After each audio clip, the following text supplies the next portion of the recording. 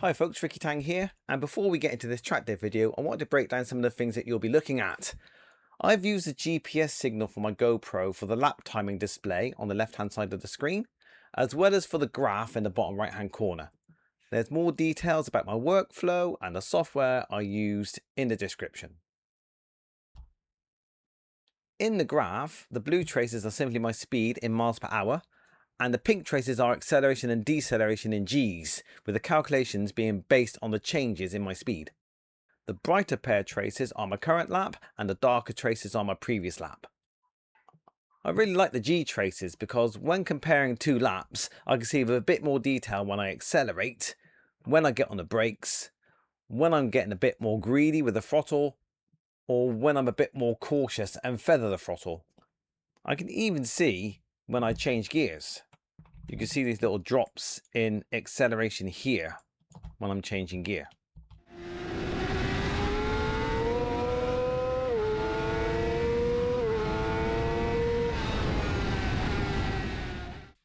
Really liking the output that I'm getting from the Race Chrono app, which I'm using for both the lap timing and the graph. For example, here you can see I'm accelerating a bit less strongly than on the lap before. And here you can also see I'm traveling generally a little bit slower for speed than in the previous lap. The reason for these two is because I was behind another bike going through Chrono curves and I had to find a way past that bike before the old hairpin.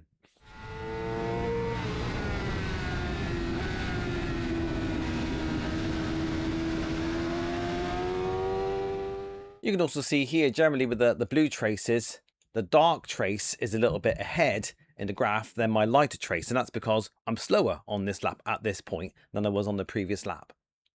I could add lean angle traces from the Race Chrono app too, but I think the graph will be a little bit harder to follow. Okay, hopefully this all makes sense for the one or two people who might find this interesting.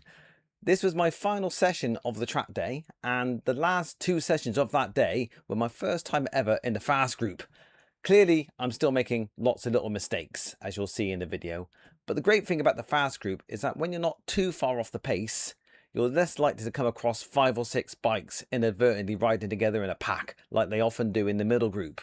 You get more time to practice your lines with fewer distractions, and so I look forward to doing more of that in the future.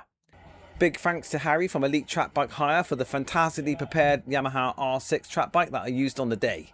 This is my third track day at Donington on the same bike, and that really helps. Okay, I hope you enjoyed the video.